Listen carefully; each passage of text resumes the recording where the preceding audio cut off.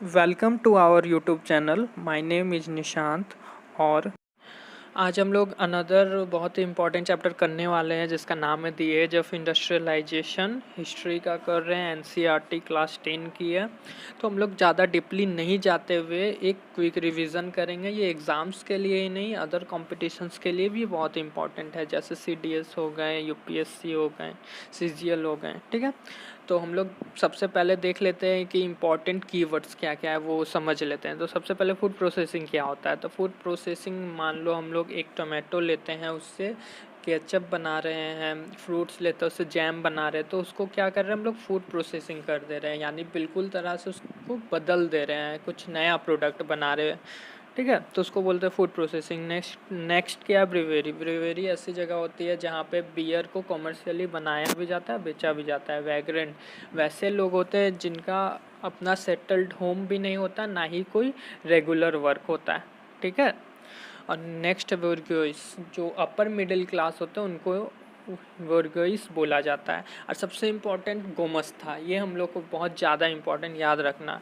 तो गोमस्ता का मतलब क्या होता है, इंडियन वर्ड में इसका मीनिंग जाने तो एक एजेंट की तरह। और एजेंट तो सबको आप अभी के दुनिया में पता ही है, एक मिडिल मैन होता है जो मर्चेंट्स एंड वीवर्स के बीच में होता है। ठीक है, नेक्स्ट स्टेपलर।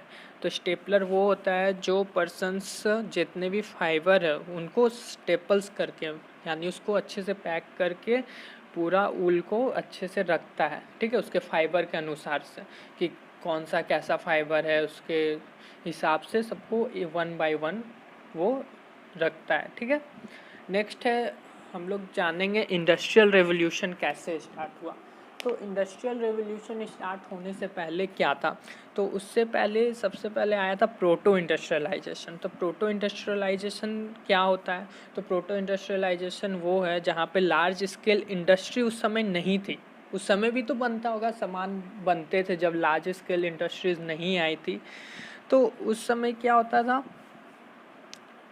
उस समय ये होता था कि जो लार्ज स्केल इंडस्ट्रियल प्रोडक्ट्स होते थे वो बड़े बड़े फैक्ट्रीज़ या ये सब पे नहीं बनते थे। वो कैसे बनते थे, वो छोटे छोटे फैक्ट्रीज़ में बनते थे। और उनके वर्कर्स कैसे होते थे, वो घर के वर्कर्स ही होते थे। घर के वर्कर्स हो गए या गांव के लोग हो गए, सब मिलकर बना रहे हैं। ठीक है, तो इससे क्या होता है, कोई 20 लोग कुछ काम कर लिए, 20 लोग कुछ काम कर लिए। जैसे कि अगर हम लोग एग्जांपल लेते हैं कॉटन का, अगर कोई कपड़ा ही बनाना है तो कुछ लोग क्या कर रहे हैं कि थ्रेड बना रहे हैं, कुछ वीविंग कर रहे हैं, कुछ उसको फिनिश्ड कर रहे हैं। ठीक है, तो सबका काम बढ़ जाता था। ठीक है, 20 लोग करके पूरा गांव अगर लगा हुआ है तो बना रहा है। ठीक है, तो होम बेस्ड रहता था। तो इंडस्ट्रियलाइजेशन, इतना बड़ा फैक्ट्रीज आने से पहले क्या हम लोग का एरा चल रहा था, प्रोटो इंडस्ट्रियलाइजेशन का। अब उसके बाद क्या होता है, फैक्ट्रीज आते हैं। तो 1730 को सबसे पहला फैक्ट्री जो आता है वो इंग्लैंड में आता है। ठीक है, तो सबसे पहला जो फैक्ट्री में जो इंडस्ट्रियलाइजेशन का जो इम्पोर्टेंट प्रोडक्ट हम लोग जो समझेंगे, वो जिसके कारण इतना ज़्यादा डेवलपमेंट हुआ है, इतने सारे इंडस्ट्रीज आए हैं, तो वो क्या है, कॉटन है। ठीक है, उसके बाद बहुत सारे इन्वेंशंस हुए 18th सेंचुरी में, जिसके कारण एफिशिएंसी बहुत ज़्यादा बढ़ गई प्रोडक्शन की, और जिससे हमारे फैक्ट्रीज और भी ज़्यादा बढ़ने लगे। ठीक है, अब कॉटन मिल कौन क्रिएट किए थे, वो सबसे इम्पॉर्टेंट है, वो आप देख लो। ठीक है, नेक्स्ट है, अब ये हम लोग देखेंगे द पेस ऑफ इंडस्ट्रियलाइजेशन, मतलब कि जो इंडस्ट्रियल चेंज हुआ है तो उसका जो स्पीड, कितने स्पीड से इंडस्ट्रियलाइजेशन हुआ या फिर इंडस्ट्रीज़ चेंज हुए, वो हम लोग देखते हैं। तो सबसे इम्पॉर्टेंट बात, जो ब्रिटेन में जो इंडस्ट्रीज़ जो आए थे, जो कॉटन मेटल से काम करते थे, बहुत बड़े बड़े फैक्ट्रीज, ये नहीं कि वो तुरंत आए और जितने भी ट्रेडिशनल इंडस्ट्रीज़ थे वो सब बंद हो गई, काम नहीं कर रही थी। तो इतना आसान नहीं था नई इंडस्ट्रीज़ को पुराने इंडस्ट्रीज़ के ऊपर हावी होना, इतना आसान नहीं था। ये टेक्नोलॉजिकल चेंजेस बहुत धीरे धीरे हुए। ठीक है, ऐसा क्यों हुआ, क्योंकि न्यू टेक्नोलॉजी जो आई थी वो बहुत ही ज़्यादा एक्सपेंसिव थी। अगर मशीन्स जो होते थे अगर वो टूट जाते थे तो उनको रिपेयर करना भी बहुत ज़्यादा कॉस्ट लगता था, बहुत ज़्यादा पैसे लगते थे, जिसके कारण जो मैन्युफैक्चरर्स होते थे वो ये लेने को तैयार नहीं होते थे। ठीक है, क्योंकि जो इन्वेंटर्स भी होते थे जो उन बोलते थे, जो इन्वेंट करते थे कि मशीन्स का, और बोलते थे कि ये इतना काम कर देगी, ये इतना ज़्यादा एफिशिएंसी मशीन में है, लेकिन वो उतने एफिशिएंट होती नहीं थी। ठीक है, तो नेक्स्ट हम लोग देखेंगे हैंड लेवर एंड स्टीम पावर। तो हैंड लेवर और स्टीम पावर का क्या हुआ, तो विक्टोरियन ब्रिटेन, तो वहाँ पे विक्टोरियन ब्रिटेन में क्या है, वहाँ पे कोई भी लेबर की शॉर्टेज नहीं है। तो कोई भी इंडस्ट्री जो है वो क्या करेगा, तुरंत मशीन को इंट्रोड्यूस करना नहीं चाहेगा, क्योंकि वहाँ पे लेबर्स का तो कोई कमी नहीं है, चीप लेबर्स आराम से मिल जाते हैं। ठीक है, और इन मशीन्स लेना, कोई भी अगर कोई भी बिजनेसमैन को मशीन्स लेना रहता था तो बहुत बड़ा इन्वेस्टमेंट उस समय करना पड़ता था, और कोई भी इतना बड़ा रिस्क लेने को तैयार नहीं था। ठीक है, जैसे कि बहुत सारे सीजनल इंडस्ट्रीज भी होते थे जो हैंड लेबर को ही प्रीफर्ड करते थे। अगर वो मशीन्स ले लेते थे तो सीज़न के हिसाब से उनका काम चलता था कि एक सीज़न में चल रहा है, दूसरे सीज़न में उनको बंद रखना है, तो उनका तो पैसा वेस्ट होता है, जिनके कारण वो लोग प्रीफर करते थे हैंड लेबर को ही। तो हैंडमेड गुड्स उस समय जो होते थे वो सिंबलाइज भी होते थे बहुत अच्छी तरह से बनाने का।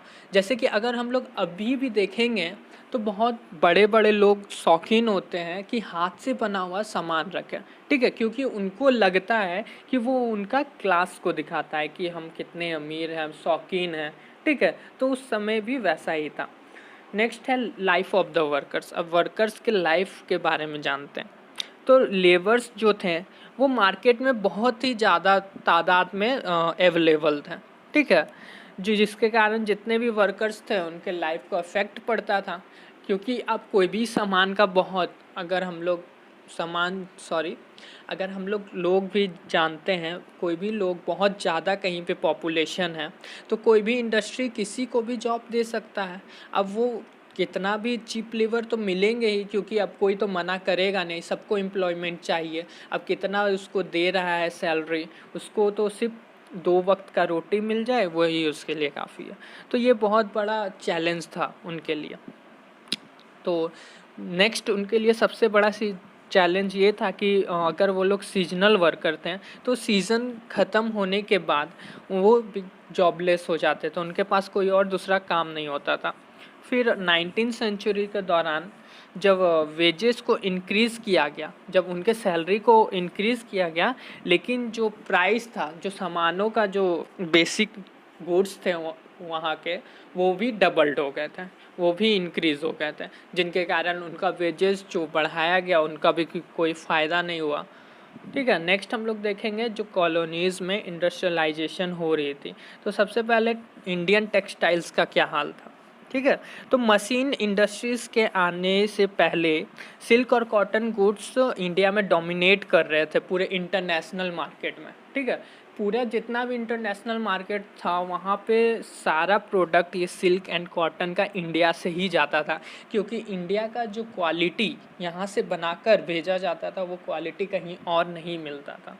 ठीक है, a vibrant sea trade operated through the main pre colonial ports. तो प्री कॉलोनियल बहुत सारे यहाँ पे पोर्ट्स बने। तो हम लोग को जैसे पहले ही पता है यहाँ पे क्यों आए थे ब्रिटिशर्स, यहाँ पे बिजनेस करने ही आए थे। उनको यहाँ पे बहुत बड़ा बिजनेस अपॉर्चुनिटी दिखा और उसके बाद यहाँ पे वो लोग अपना फैक्ट्रीज खोले, उसके बाद सब हुआ। ठीक है, नेक्स्ट है वीवर्स के साथ क्या हुआ। अभी वीवर्स कौन है, ये छोटे छोटे वीवर्स होते थे जो कपड़ा अपने हाथ से बुनते थे। तो इनका क्या हुआ, जैसे जैसे मशीन्स आ रही है तो इनका क्या हो रहा है, तो वो भी देखते हैं।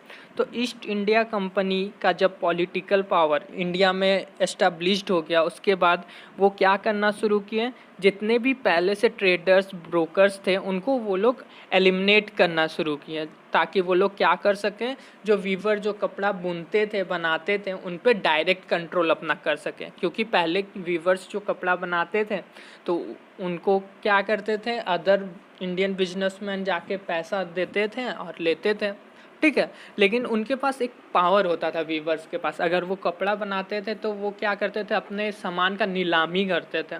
ठीक है, और ये जो नीलामी करते थे, जो ज़्यादा पैसा देता था उनको वो बेच देते थे, तो वहाँ पे इनका फ़ायदा होता था। लेकिन ब्रिटिशर्स के आने के बाद इसमें भी रेस्ट्रिक्शंस लगने लगे थे, ठीक है।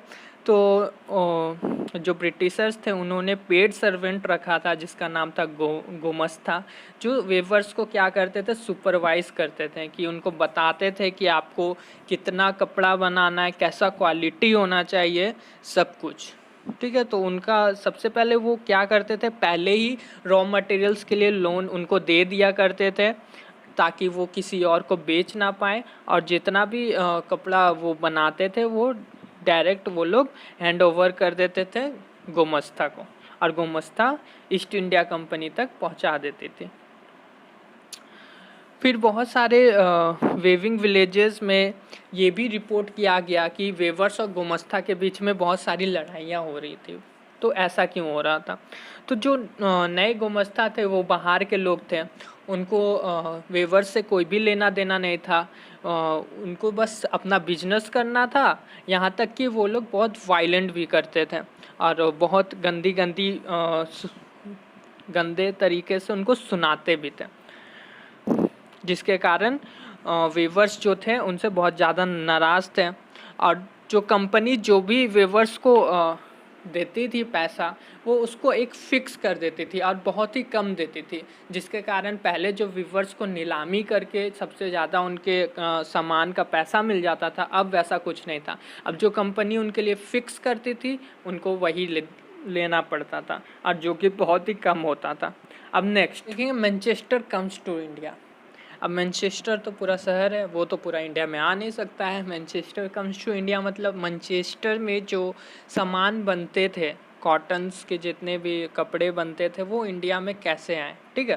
तो क्या होने लगा, जैसे जैसे कॉटन इंडस्ट्रीज डेवलप होने लगे इंग्लैंड में, तो वहाँ के इंडस्ट्रियल ग्रुप्स जितने थे वो वहाँ के गवर्नमेंट को प्रेशराइज करने लगे कि बाहर के जितने भी गुड्स सामान ये सब बेचा जा रहा है वो सब में टैक्स लगाया जाए, ताकि वो लोग क्या कर सके, आराम से वहाँ पे अपने सामान को बेच सकें, कोई भी उनके साथ कंपटीशन नहीं हो। साथ ही मशीन्स का आविष्कार हो गया था। अब वो लोग कैपेबल थे कि वो लोग बहुत ह्यूज अमाउंट में कॉटन के कपड़े बना सकते हैं, तो इसीलिए उनको नए मार्केट का भी तलाश था। इसीलिए वो ब्रिटिश गवर्नमेंट को परसुएड भी कर रहे थे कि वो लोग अपना सामान इंडियन मार्केट में भी बेच सकें, जिसके कारण जो इंडिया में कॉटन वेवर्स थे उन्होंने बहुत सारे प्रॉब्लम्स का सामना करना पड़ा। जैसे क्या, उनके जो एक्सपोर्ट मार्केट थे वो तो सबसे पहले बंद हो गए क्योंकि टैक्स लगा दिया गया था मैनचेस्टर के कारण।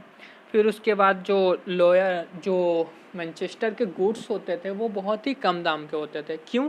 क्योंकि उन्हें मशीन से बनाया जाता था, और मशीन से तो एक बार में बहुत सारा बन जाता था, लेकिन वही वीवर्स को तो बहुत टाइम लगता था एक कपड़ा बनाने में, जिसके कारण जो मशीन्स के कपड़े होते थे वो बहुत कम दाम के होते थे।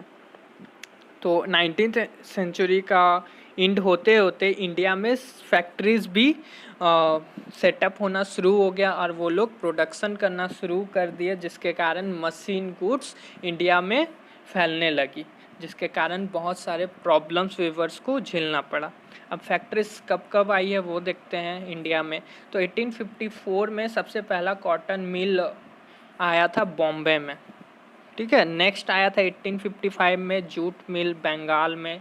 नेक्स्ट आया 1864 4 कॉटन मिल्स को खोला गया, और नेक्स्ट था 1862 को जूट मिल को खोला गया, ठीक है। नेक्स्ट है 1860 एल्गिन मिल जो कानपुर में स्टार्ट किया गया, और 1861 जो फर्स्ट कॉटन मिल अहमदाबाद में जो सेटअप किया गया था, ठीक है।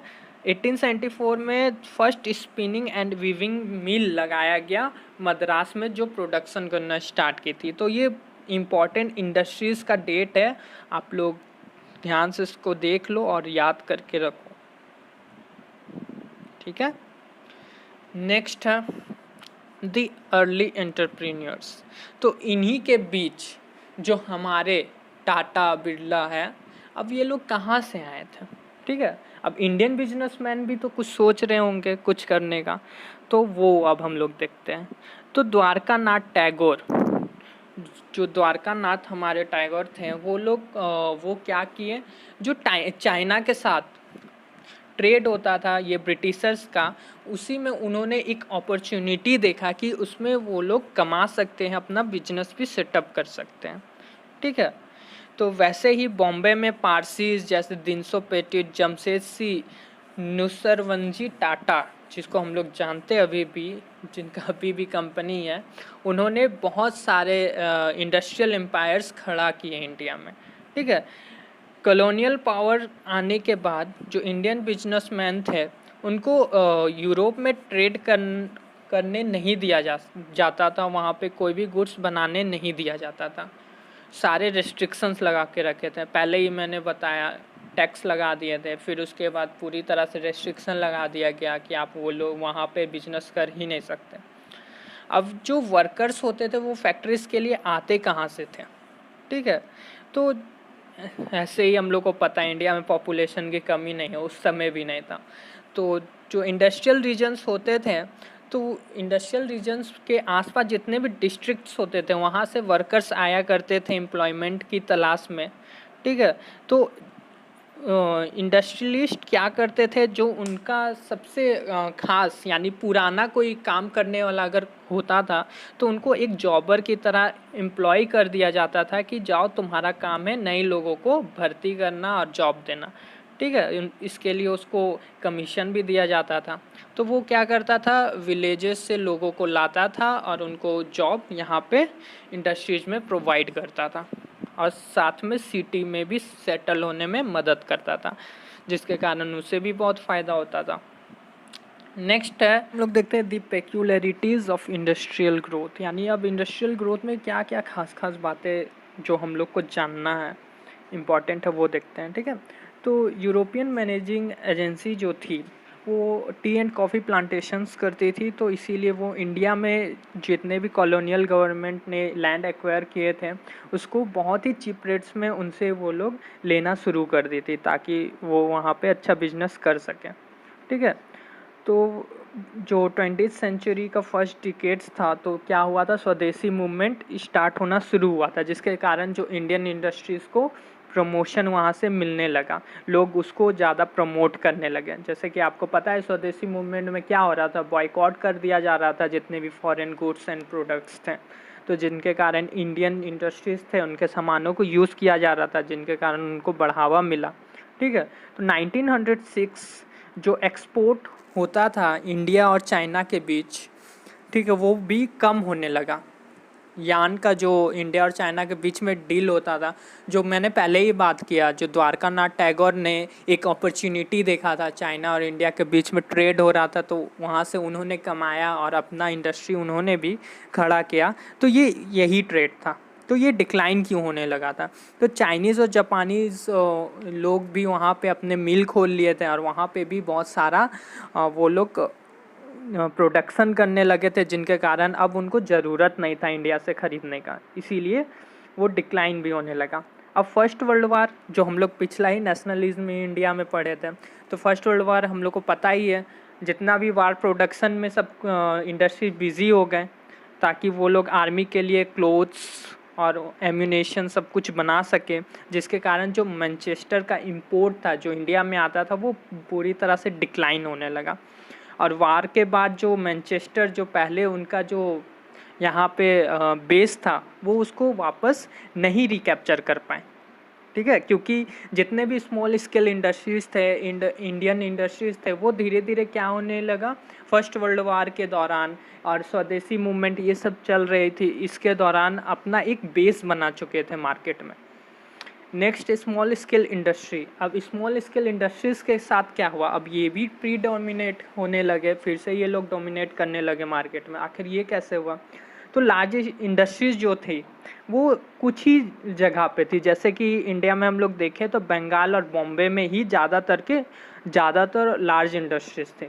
अब बाकी सब जगह तो छोटे छोटे इंडस्ट्रीज़ ही थे, जैसे कि हैंडीक्राफ्ट प्रोडक्शन, तो ये हैंडीक्राफ्ट प्रोडक्शन और हैंडलूम प्रोडक्शन ये सब एक्सपेंड होने लगा 20th सेंचुरी के दौरान। पर ऐसा कैसे हुआ, क्योंकि उस समय नया इन्वेंशन हुआ था जिसका नाम है फ्लाई शटल, जिसके कारण उनका प्रोडक्शन भी बहुत ज़्यादा बढ़ गया था। ठीक है, तो ये मशीन हाथ से ही वो लोग चलाते थे और ये ज़्यादा ह्यूज नहीं होता था और एक्सपेंसिव नहीं होता था। ये लोग हाथ से ही चला के बहुत ज़्यादा प्रोडक्शन करने लगे, जिनके कारण इनका भी री इमर्जेंस होने लगा। और नेक्स्ट, अब ये जो गुड्स बनते थे, अब ये लोगों तक कैसे पहुंचता था, लोग इसे क्यों खरीदते थे? ठीक है, लोगों के दिमाग में कैसे आता था कि मुझे इसी कंपनी का लेना है, ये अच्छा है, वो अच्छा है? तो इसमें सबसे बड़ा रोल था एडवर्टीजमेंट था। ठीक है, तो नए कंज्यूमर्स क्रिएट करने के लिए एडवर्टीजमेंट का यूज़ किया गया। जैसे कि मैनचेस्टर इंडस्ट्रियलिस्ट क्या करते थे, इंडिया में क्लोथ्स सेल करने के लिए उसमें अब क्लोथ बंडल्स में अपना लेबल्स लगा देते थे मैनचेस्टर का, ताकि जो भी लोग ये खरीदते थे तो वो क्या देखते थे, वो लेबल देखते थे, क्या लिखा हुआ है, मैनचेस्टर से बना हुआ, मेड इन मैनचेस्टर, जिसके कारण उनको यकीन हो जाता था कि नहीं ये बहुत अच्छा कपड़ा है, ये एकदम खरीदना चाहिए, कॉन्फिडेंट हो जाते थे। नेक्स्ट, वो लोग इमेजेस का भी इस्तेमाल करते थे, वीमेंस का, फिर जितने भी गॉड्स एंड गॉडेसेस इंडिया में होते हैं, हमारे देवी देवता लोग, उनका भी फ़ोटो वो लोग प्रिंट करके अपने सामानों को बेचा करते थे, ताकि उनको लोगों को, जितने भी इंडियन लोग हैं, उनको ये ना लगे कि ये फॉरेन प्रोडक्ट है, इन्हें तो मतलब अजीब है, हम लोग जानते नहीं हैं, हम लोग उस प्रोडक्ट से फैमिलियर हो जाएं कि हाँ हमारे देवी देवता का फ़ोटो उसमें है, तो हम लोग को लेना चाहिए। ठीक है, तो अब ये सिर्फ मैनचेस्टर लोग को ही ये एडवर्टीज़मेंट मदद नहीं कर रहा था, यहाँ पे जितने भी नेशनलिस्ट लोग थे जो अपना बात फैलाना चाहते थे, उन लोग को भी ये एडवर्टीज़मेंट बहुत मदद किया है। ठीक है, तो मैन्युफैक्चरर्स जो होते थे वो कैलेंडर्स भी बनाते थे ताकि वो लोग अपने प्रोडक्ट्स को पॉपुलराइज कर सकें। जैसे कि अब अभी भी आप लोग देखते होंगे, आपको बहुत सारे जगह से फ्री में कैलेंडर मिलता होगा और उसमें उस कंपनी का नाम सब कुछ दिया हुआ रहता है। तो वो लोग ऐसा क्यों करते, ताकि वो लोग प्रमोट कर सके अपने कंपनी को, अपने प्रोडक्ट को। ठीक है, तो उसी तरह तो इंडियन मैन्युफैक्चरर्स भी एडवर्टाइज करते थे, जिसके कारण जो नेशनलिस्ट मैसेज था उसमें क्लियर एंड लाउड में लिखा जाता था, एडवर्टाइज किया जाता था, जिसमें जैसे कि हम लोग एग्जांपल लेते हैं, if you care for the nation then buy only Indian products. ऐसे करके बहुत पॉपुलर किया गया था ये सब स्लोगन्स को, ताकि जो लोगों के अंदर है यूनिटी की भावना बढ़ सके। और जैसे कि हम लोग को पता ही है, नॉन कॉपरेशन मूवमेंट स्टार्ट हुआ था, स्वदेशी मूवमेंट, तो जिसके कारण इसमें बहुत ही ज़्यादा फ़ायदा हुआ, बहुत ही ज़्यादा प्रमोशन मिला। तो एडवर्टीज़मेंट भी एक व्हीकल बन गया था ताकि लोगों के बीच में नेशनलिस्ट मैसेज पहुंचाया जा सके, देशभक्ति की भावना लोगों के अंदर जगा सके। ठीक है, थैंक यू। आज का वीडियो यहाँ ही ख़त्म होता है। तो अगर नहीं समझ आया आपको कहीं भी कोई भी टॉपिक, तो कमेंट करके मुझे ज़रूर बताएं। Thank you.